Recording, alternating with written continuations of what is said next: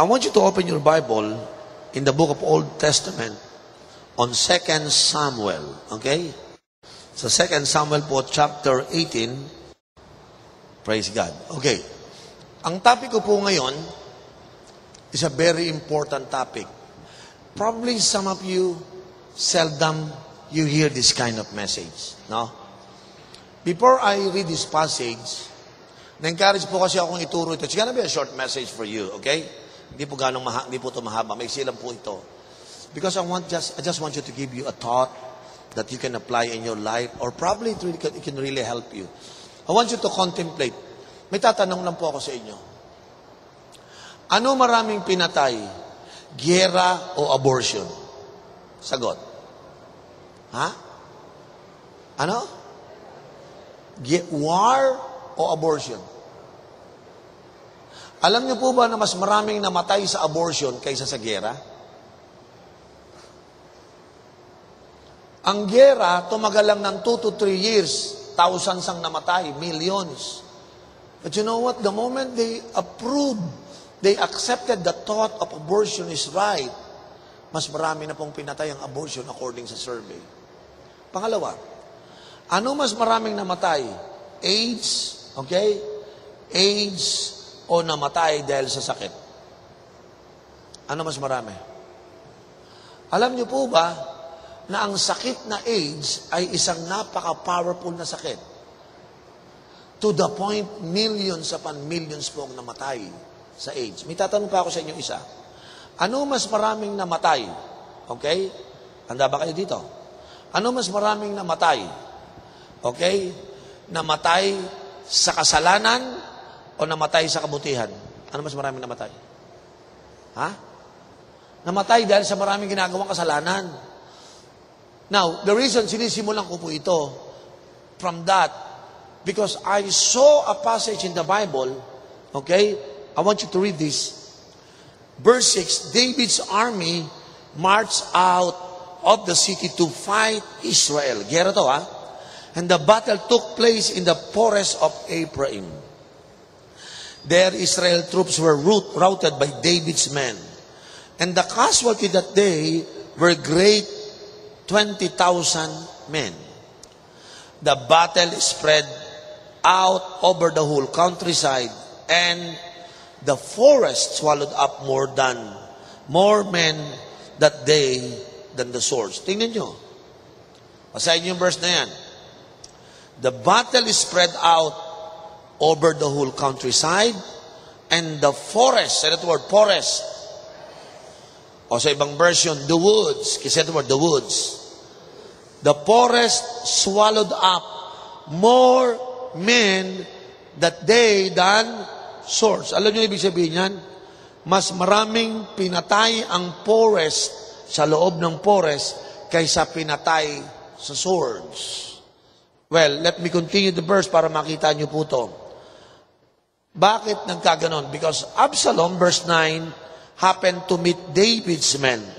He was riding his mule, and as the mule went under the thick branches of a large oak, Absalom's hair got caught up in the tree. He was left hanging mid-air while the mules he was riding kept on going. Verse 10, when one of the men saw what had happened, he told Joab, I just saw Absalom hanging in an oak tree. Sumabit yung buhok eh. Nakasakay sa kabayo, sumabit ang buhok dun sa forest. Tsuk! Lutang siya, hindi siya makawala. Joab said to the man who told him this, what? You saw him? Why didn't you strike him to the ground right there? Then I would have had to give you 10 shekels of silver and a warrior's belt. But the man replied, even if 1,000 shekels were way out into my hands, I would not lay hands on the king's son. In our hearing, the king commanded you and Abishai that protect the young man Absalom for my sake. And if I had put my life in jeopardy and nothing hidden from the king, you would have kept your distance from me. Joab said, I'm not going to wait like this for you. So he took 3 javelins in his hand, and plunged into the Absalom's heart while Absalom was still alive in the oak tree. And 10 Joab's armor bearers surrounded Absalom, struck him, and what? Killed him. Now, kinuwento ko yung istorya na yan para makita nyo po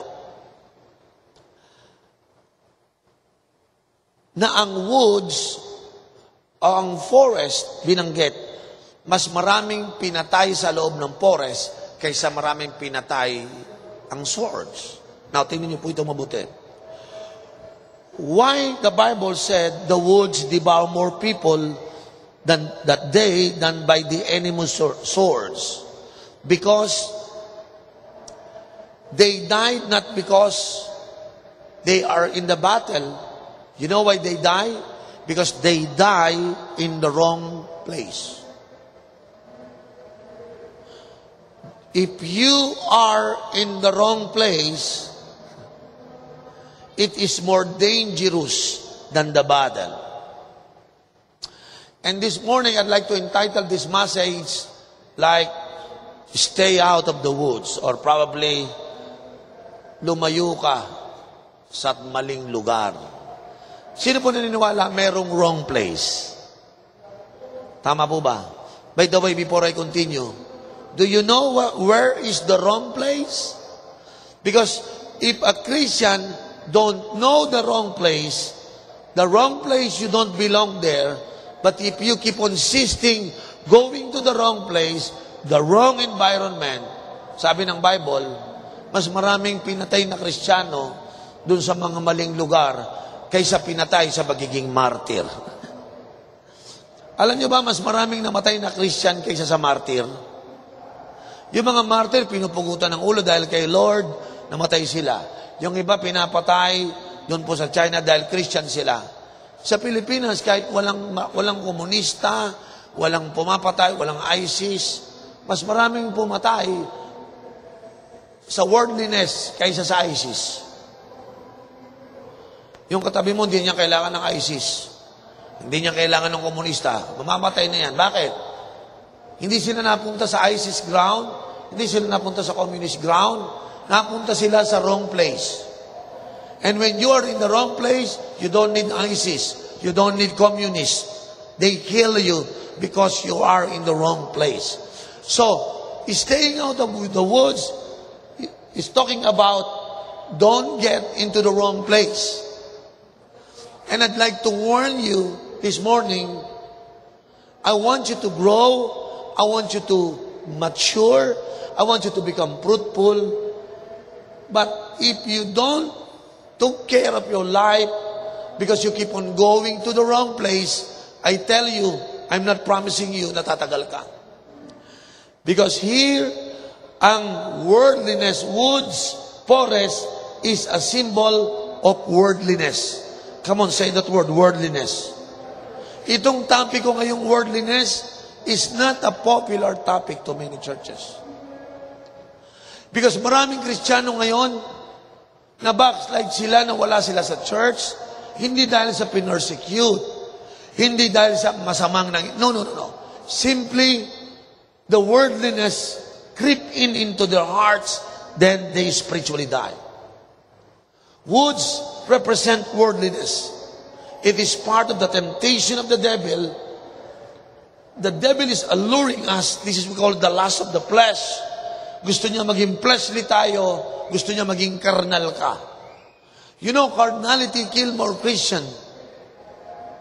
Temptation and lust and fleshly appetite kill more Christian. That's why in Romans chapter 12, verse 2, sinabi po ng Bible, buksan po niyo yan, that we are called not to imitate the world. Worldliness is not our pattern.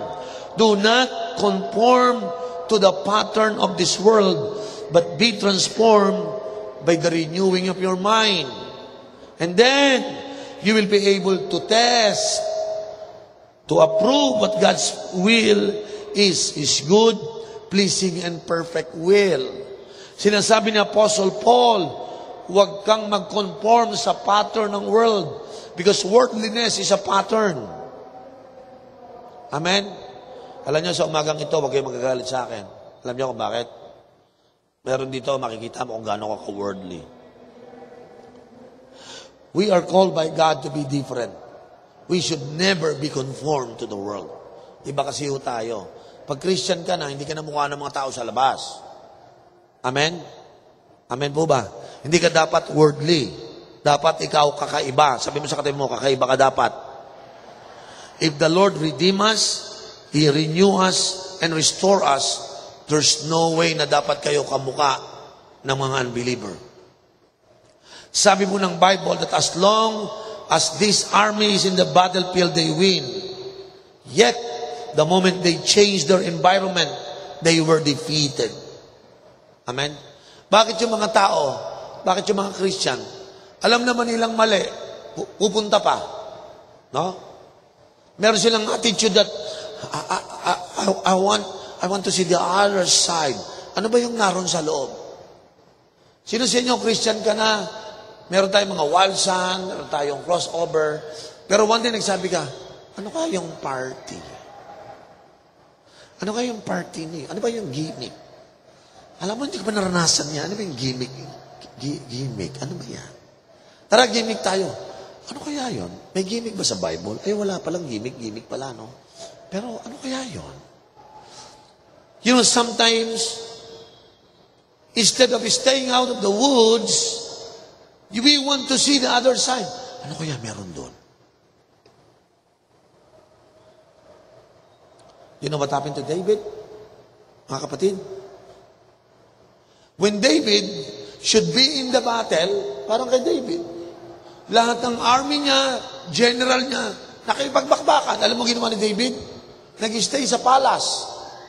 While the whole army is in the battle environment, David was in the palace. So dahil mali yung kanyang environment, nagre-relax siya, nagpunta doon sa rooftop. Grabe, paglabas niya, may nakita siya. Alam niyo nakita niya? UFO. Unclothed female object. Nakakita siya ng hubong babae. UFO. Nakita niya si Bathsheba. Okay? Sa Tagalog, yung Bathsheba. Bakit siya nakahubad na naliligo? Si Bathsheba. Nakita siya doon. And then, David was defeated. Hindi siya natalo sa gera. Hindi siya namatay sa swords. Namatay siya because he entered into the woods. Do you understand what I'm saying here? Namatay po siya. Minsan po yung mga babae, ka-worldliness na mga babae, nawawalan tayo sa tinatawag na biblical dress. Ha? Alam niyo yung iba? Biblical naman to ah. Ano yan? Lo and behold. Mga babae ko magdamit, lo and behold. Ha? Lo and behold. Grabe, yung mga babae ngayon, sa kanilang ka-worldly, grabe ko mag-short, short na short, sinyort pa, at short pa ulit, sinyort lalo. Di ba? Tama. Pag sila nagdamit, gusto nila, laging kita yung kanilang dibdib. Ha? Buti sana kung may ipapakita. Valley naman, flat. Di ba? Mga babae, please naman, mahiya naman kayo. Kristiyano na kayo, nagpapakita pa kayo. Sabi ko palagi sa dulos, pwede yan, basta pangit ka. Bawa, pangit ka, pakita mo na, gusto mo magubuo ka pa eh. Eh bakit? Wala kami magagawa, pangit ka eh. Tama? Pero sino yung maganda, taas yung kamay, yung alam mo maganda ka. Kailangan mo pang ipakita. Pag magaganda, wala nang pinapakita yan. Amen. Sabi mo nga sa katabi mo, maganda ka naman eh, wag mo nang ipakita.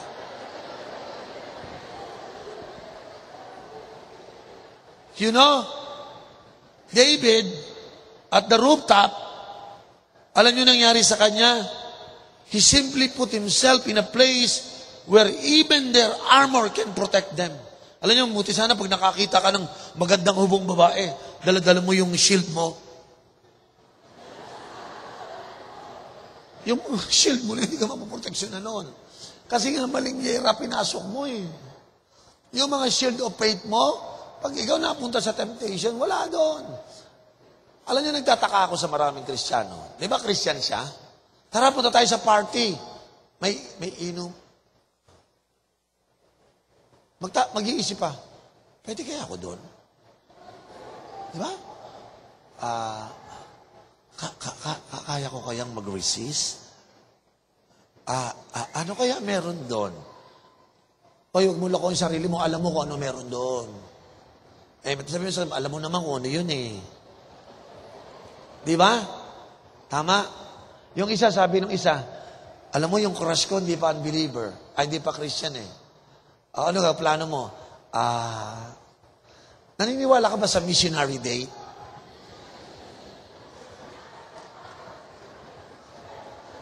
Missionary date, yung mi-missionin ko siya habang nagde-date.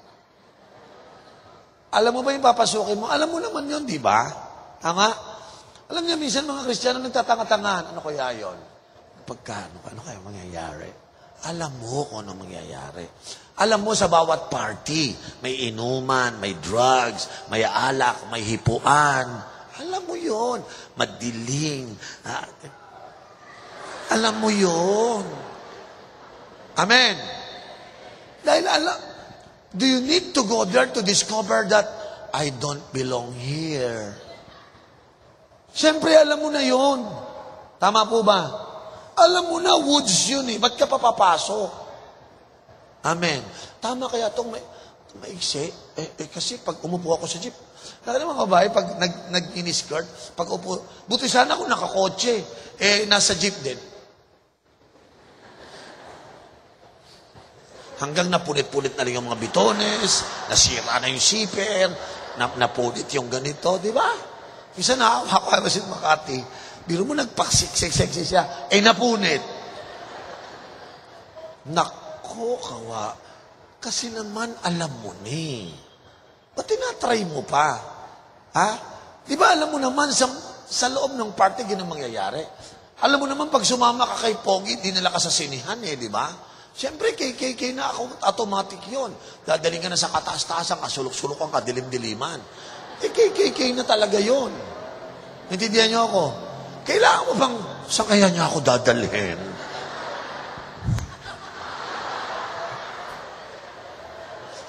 Sabi mo nga sa kapit mo, hoy, wag kang eng-eng ha. Alam na natin yon, di ba mga girls? Boys, ingat kayo sa mga girls. Minsan yung mga girls, sila ang mga KKK. You know, I've lived long enough to see how these woods devour many Christians. Nalungkot ako. Amen, yung testimony ko, kapatid. Siyempre, pastor na po ako ng matagal. Makikita po ko, yung mga youth, pag nakakilala sa Panginoon, tuwan-tuwa ako, naging Christian yung mga kabataan. Train mo lang ng konti, may konti, nag-open na sila ng cell, magte-testimony pa, alam niyo po, puri ng Diyos, nakapag-open na po ako ng 3 cell group, ang disciple ko po ganito. Maniwala ka. Kasi, nasa gera palagi. Nayaya sa woods. Kwang, kwang, kwang, kwang. Asan na si brother? Pastor, wala. Si sister, nasaan? Pastor, wala. Next week, nasa na? Pastor, wala. Bakit? Nagka-girlfriend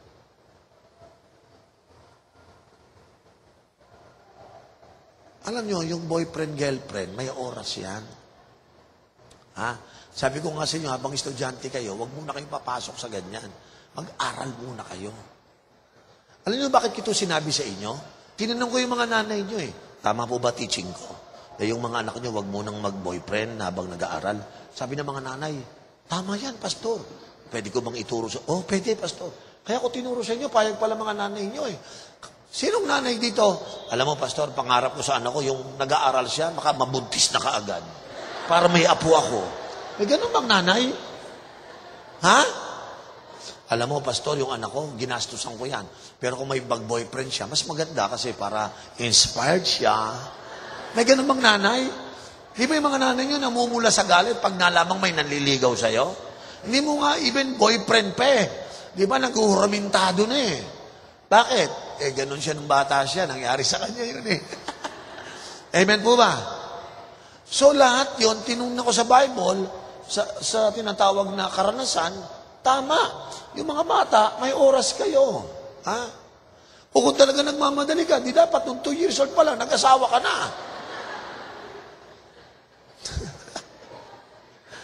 Alam mo, hindi dapat di ba? Kaya nga sabi ko sa inyo, alam mo nang hindi pa dapat. Would you really want to try that? Just to discover you are wrong? Paano kung pag-try mo na buntis ka? Sabi mo, confirm yung sinabi ni Bishop sa akin. Ha? Alam nyo, sabi ko sa mga virgin na babae, huwag niyong babantayan nyo yan. Asset yan. Para sa inyo yan. Kasi, pastor, nakaka-pressure. Minsan, pag magbabarkada kayo, minsan yung iba, kanya-kanyang partner. Ako, wala akong partner eh. Alam mo, sabihin mo sa kanila, ganito. Kung pinipilit kanila, sabihin mo sa kanila, I can always be like you anytime, any moment. But you can never be like me anytime, any moment. Because I am virgin. Amen? Tama po ba? Ba't ka magpapapressure? Kasi nga, when you enter to the woods, patay ka doon. So, ano nangyari kay Absalom? Imbes na nakikipaggera doon sa labanan, pumasok siya doon sa wall. Sakala niya nasabit yung ulo niya. Chuk! Wala na. Makisa ng kalaban niya. Nakita siya, Absalom. Alam mo, ang unang kukunin sa inyo ng demonyo para maging worldly kayo, alam niyo kung ano? Yung ulo niyo. When you begin to think, yung mindset mo, yung thinking mo, yan ang gustong kunin ni Satan. The moment nag-isip ka ng kung ano-ano sa isip mo, alam niyo kung bakit? Kasi sinabi yan. If Satan can get your head, he can stab your heart. Huwag niyo kalimutan. If Satan can get your head, your mindset, your thinking, he can get your heart. So, nung nakuha na yung ulo ni Absalom, sinaksak na ang puso niya. Namatay ba si Absalom? Yes. That's why I'm telling you, there are more soldiers in the woods than in the battlefield. Alam niyo po, ang worldliness sa panahon po natin ngayon ay isa sa pinakamakapangyarihang pumapatay sa maraming Kristiyano. You know, it's not the enemy. It's not the armor or your armor failed you. It's not their fault. It's not our weapon that is not mighty. It's not that temptation is too strong. But the problem is that when we become too comfortable in those surroundings or places that you don't belong, doon tayo natatalo. Amen? Alam niyo, ang Holy Spirit di nagkukulang. Tingnan niyo po ito. Ingatan nyo yung mga place. Yan ang una, place. Pangalawa, people. Pangatlo, music. Pang-apat, yung mga viewing mo. Tandaan nyo, ano? Number 1, be careful with the place. Be careful with the people. Be careful with the music and the viewing. Parang ganito. Tingnan nyo to, mga kapatid. Ano yung una? Place.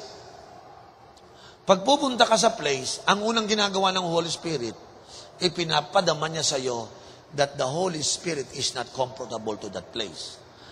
Kasi tayo, ginagawa natin dito, ikaw comfortable ka, but the Holy Spirit is not comfortable to that place.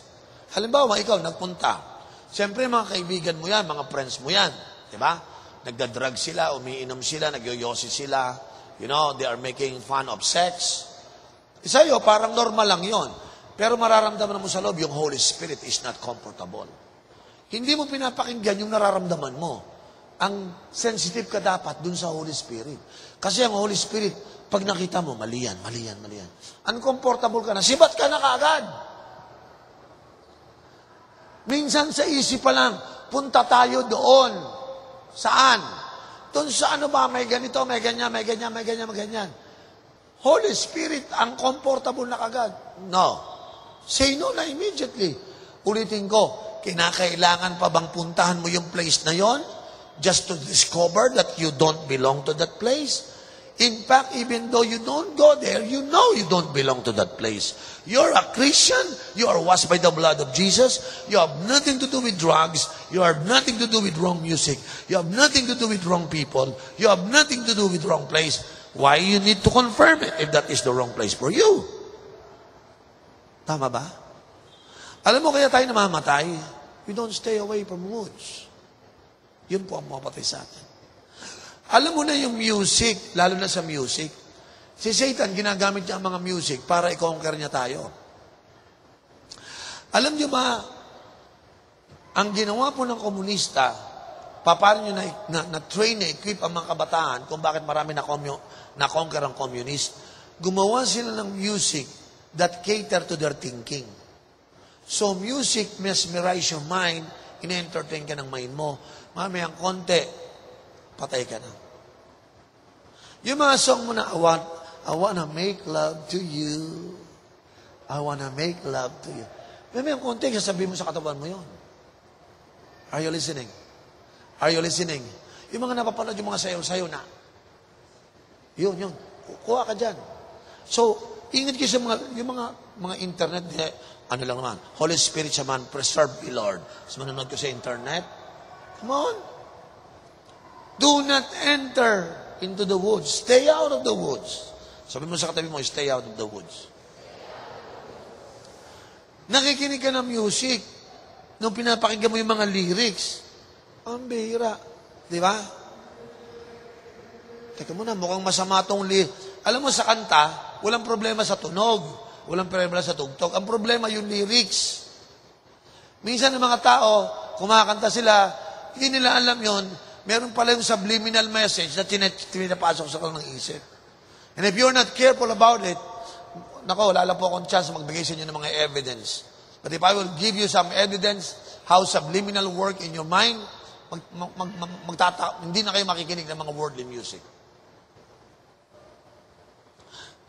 Tandaan niyo po, the woods devour more people than the swords of the enemy. Yan po ang gusto kong ibigay sa inyo. The woods devour more people than the swords. I want to include music inside of you. If the Holy Spirit is not comfortable with your music, when you hear those songs, when you see those pictures like on the MTVs, avoid that. Kailangan pa bang subukan nyo para malaman yung hindi para sa iyo? Because I tell you, those things, those plays, those music, those people, they will blind you. They will turn out the light when you enter into their territories. Sisirain po tayo, no? Amen? The moment you put yourself in the wrong people and the wrong places, yari ka dyan. Mamamatay ka dyan. Amen? Kung meron kang boyfriend, alam mo ng boyfriend, lalaki yon. Pupunta ka sa isang private place na wala kayong kasama, kayong dalawa lang. Ano ina-expect mo? So supposed to be, alam mong may boyfriend ka, dapat meron kang accountability heart. Amen po ba? Kahit boyfriend mo yun ang lalo mong pag-ingatan. Why? Kasi yun ang kukuha sa'yo. Your boyfriend can easily bring you to the wrong place. And he can easily transform to become the wrong person. Kahit Christian, ingatan nyo. I'm warning you. Satan is out to bring you into the woods so that you will be killed instead of swords. Marami tayong mga wrong music, marami tayong mga wrong website, marami tayong mga wrong places, wrong people again, wrong barkada, wrong association. I tell you, even your powerful armor can't help you. Even your weapon that is so strong, kahit prayerful ka pa, kahit nag-devotion ka pa, but when you enter the woods, your devotion will not help you. Avoid those places. Pero pastor, I'm just dating that guy. You know, he's hot, he's nice, and you know, he is sexy. It's gonna be all right, Bishop Uriel. Nothing is wrong is gonna happen. Just one beer. Just one marijuana. Just one website. Pam! Patay. Tanong ko sa inyo, what makes these people goes to the woods? They belong to the battlefields. What makes Absalom decided to go into the woods? Alam niyo kung bakit? Why woods killed more people? Alam niyo kung bakit? Dalawang reason lang naman eh. One, the woods are beautiful and attractive. Yun lang ang dahilan. Party, maganda yan. Sine kasama lalaki, maganda eh. Attractive talaga. It's very enticing because it looks good, mga kapatid.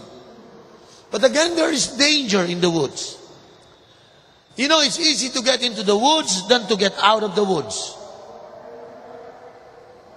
Because when you're in the woods, may mga quicksand doon. Alam niyo yung quicksand? Ano ba sa Tagalog quicksand? Ha? Kumunoy. You know, when you fall on that kumunoy because you don't know the woods, gusto mong kumawala, pero hindi ka na makakawala. You know, when you fall into worldliness, magsisisi ka. Alam niyo sa ngayon, ewan ko lang kung meron dito. Makinig kayo. Sino rito yung ngayon nasa bandage ka, hindi ka makawala hanggang ngayon? Sinisikreto mo lang, ayaw mo ipagsabi kahit kanino. Pero you know your heart right now, Pastor, ako po yung nag-fall na sa kumunoy. Every time na nilalabanan ko, lalo akong lumulubog. You don't want to go there.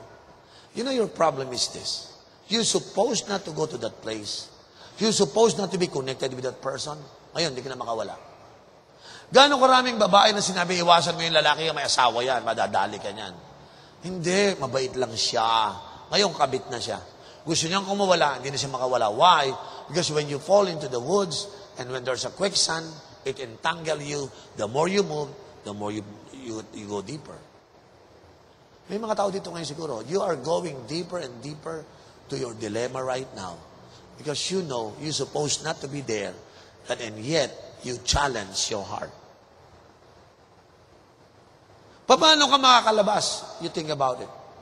The woods are too dangerous for so many people. Yes, it is very attractive, but that is very dangerous. Yung iba sa atin, hindi na po lalong-lalo na po pag pumasok ka sa mga sexual problem, nakaw, maniwala po kayo, naranasan ko po sa 26 na pagpapastor, nako, ang dami ko pong nakita, awang-awa talaga po ako. Na pag sila nag-indulge sa mga maling bagay, yun, nahuli na po sila. You know, paano manghuli ang Eskimo? Yung Eskimo, ng wolf, alam niyo gagawin nila? Kukuha sila ng matalas na knife, lalagyan nila ng dugo, babalutan nila ng yelo, lalagyan nila ulit ng dugo, babalutan ulit ng yelo, lalagyan ulit ng dugo, tapos ang pinakauli, lalagyan nila. Pero yung bandang una, pangalawa, pangatlo, puro dugo ng wolf yun. Tapos ilalagay nila yung dugo ng animal sa harapan. Pagtikim nila, maaamoy ng wolf yung dugo, didilaan nila ng didilaan yung kasi nasasarapan sila sa lasa ng dugo. Bandang huli, ang natitikiman niyang dugo na ng wolf. So hindi niya nalalasahan, dugo na ng wolf. Dila pa na siya ng dila. Hindi na yung knife. Hiwa-hiwa na yung dila. Sarap na sarap siya. Dugo na pala niya nakakain niya. Hanggang mamayang konti, bleeding, dead. Ganyang katindi ang woods, mga kapatid. Una, titikiman mo, masasarapan ka. Mamayang konti, titikim ka ulit. Mamayang konti, titikim ka ulit. And then, it's your death. Ano ang pangalawang problema ng woods? Hindi lang siya maganda, enticing pangalawa. Ang woods disorient their victims. Alam to ng mga hunter, alam to ng mga Boy Scout. When they get out from their campsite, maraming naliligaw, nawawala, they become a victim. Pag nasa woods kayo, wala mga karsada doon, nakaka-disorient. Amen. Nandun ang mga quicksand, no? Lahat kompleto po naroon. Even though you know the way to come back, pag nasa quicksand ka na, hindi ka na makakaalis. Amen. You know, there are certain addiction that we call the habit. Pag naging addicted ka na doon, naging habit mo na yun. Kita mo yung iba mga Christian, hindi naman talaga sila nagpa-party, tinikman. Mamayang konti, nagpangalawa. Ngayon, addict na sa party. Ngayon, ayaw na mag-sell, ayaw na mag-church, ayaw na mag-train. Bakit? Mas addicted pa doon. Pag-party na roon. It becomes their habit, mga kapatid. Why? Because it becomes addicted to their experience. young people ang madalas po bumagsak po doon. You don't need to try it to discover that it is ugly. You don't have to be there to discover that you don't belong there. Can I have you mga kapatid? Yung mga party ninyo, mga you know na hindi maganda ang mangyayari. No? You know where it is going. Pag sa mga party-party. Ako po kasi nag-party na ako. Lahat ng party pare-pareho. So, umpisa lang yan. Kain muna tayo. Mayang konti. Pagkakain na, sa likod nun, meron ng pro. Lagyan mo yung chicks na dyan, oh. Lagyan mo ng maraming alak para malasing. Pag nalasing yan, ate na yan. Wala ka. Ikaw naman, ano yan? Punch juice lang yan. Ano yung punch? Yung orange na may konting gin. Para lang magkaroon ng lasa. Ganun ba? Lakla ka ng laklak. May konti, lasing ka na. Pag gising mo, hubo ka na. Why? That's how to do it. Yung mga lalaki, alam nila yun eh. Tatanga-tanga yung mga babae. Kuha sila. May konti, iyak na lang sila. May gumalaw sa akin. Sino? Hindi ko alam. Why? Because you're supposed to be not to be there. Amen. Yung iba sa akin nakatulala ngayon. Bakit? Nangyari na sa kanya. Kailangan nyo pa bang tikman para malasahan? Kailangan nyo bang ma-discover that you don't belong there? Mga kapatid, mag-isip po tayo. Bakit nagsimula sa isip?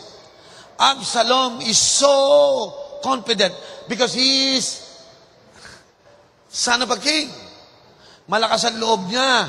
Hindi ako mamamatay dahil anak ako ng hari. Yun mga maling thinking. Hindi. Puproteksyonan ako ni Lord. Hindi. Anak ako ni ganito. Hindi. Matalino ako. Hindi. Nagdidibo. Lahat ng isipin mong proud, doon ka papatayan. Your head will ganap more than your head. Patay ka dyan. Kaya ang target ni Satan, yung magmali ka ng isip. Kaya pag nag-wrong mindset na, nag-wrong thinking na yan, kuha ko na yan. Amen? Because Satan want to control your mindset, to control your thinking, because if your eyes, your head is full of darkness, you begin to hear, feel dirty things na nako, maniwala ka. Pasok lahat yan. Until your heart is about to be attacked by the enemy. Lagi ko sinasabi, if Satan can get hold of your head, he can shoot your heart. So nung nakuha si Absalom yung ulo niya, pinana siya namatay.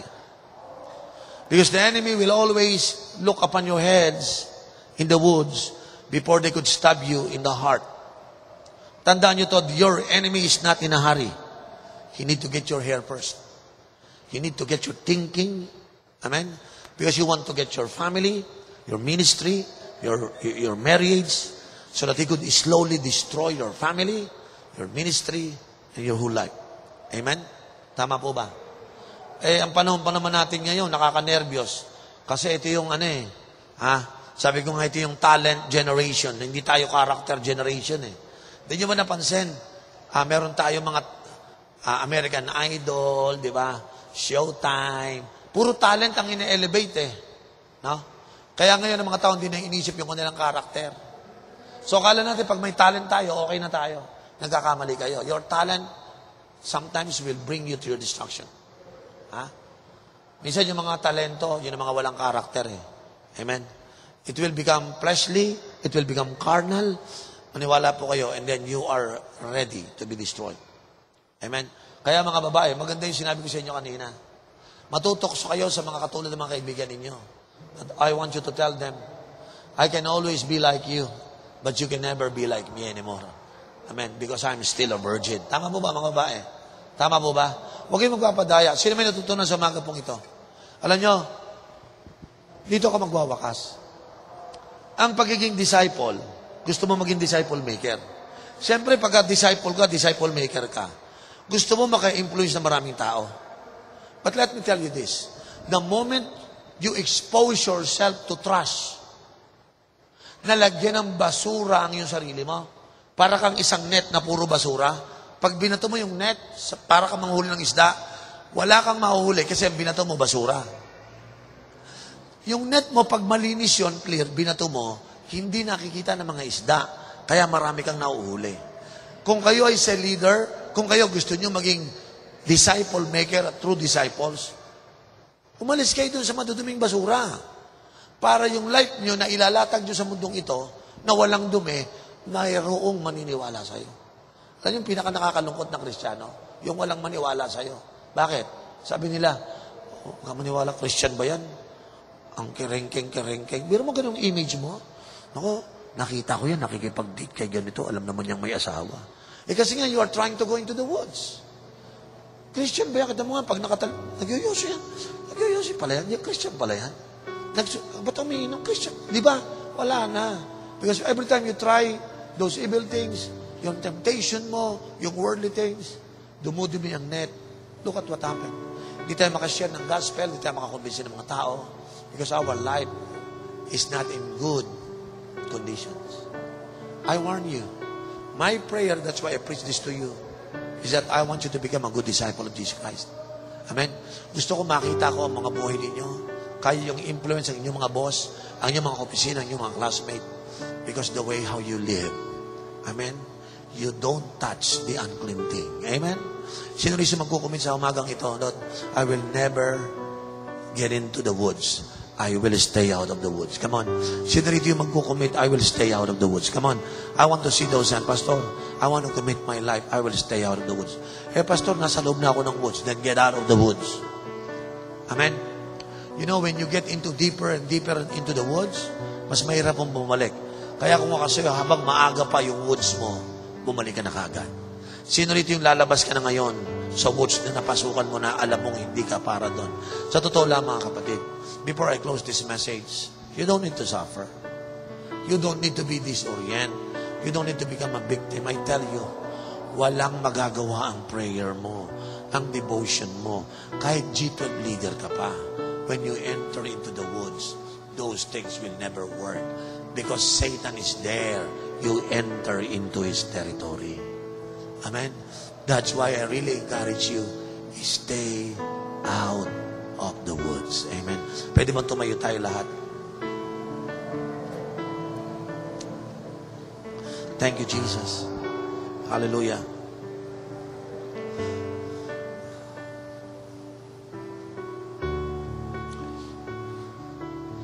Bihira na tayo kasi makarinig ng message ng holiness dito po sa Pilipinas. Ang message ng holiness, ang message ng purity is no longer popular. But I have to stood on the ground that I have to preach this message. I like to challenge the whole doulos for Christ. Stay out of the woods. Live a pure life. Live holiness. Try holiness. Because you don't belong to those places. You know that. Amen? Sa umaga pong ito, sino yung kaya mag-commit? Pastor, I will never get into the woods. I will always stay out of the woods. Amen? Tapos yung kamay ng sabi, I will never enter into the woods. I will stay out of the woods. Tapos yung dalawang kamay. Pray from your heart. Make a commitment to God. Lord, I don't need to try it to discover that I don't belong there. I don't need to get into it to discover that I don't belong there, Lord. I don't have to try it, Lord. I don't have to enter into it. Because God, I can hear your voice. Sons and daughters, stay out of the woods. Lord, we would rather be in the house of the Lord than 1,000 elsewhere, Lord. Ama, show us, Lord, yung mga places na wala kami dapat nun. Show us, Lord, those people that we have nothing, no reason to be with them, Lord. Panginoon, show us, Lord, yung mga music, yung mga website, Lord, na hindi para dapat sa amin. Maglinis ka ng simbahan mo sa umagang ito, Panginoon. Linisin mo, tugasan mo kami, Panginoon. At sa umagang ito, patawarin mo kami, Panginoon, if we keep on entering the woods, Lord, not knowing that it's a dangerous place, Lord. But today, thank you for your words of warning, Lord, that we don't belong to the woods, Lord. Salamat, Ama, sa umagang ito. Maluwalhati ka sa paglinis mo sa mga buhay namin. From now on, Lord, we commit that we would stay out of the woods. Thank you, Lord, and we praise you in Jesus' name. Amen and amen. Palakpakan natin ang Panginoon. Hallelujah.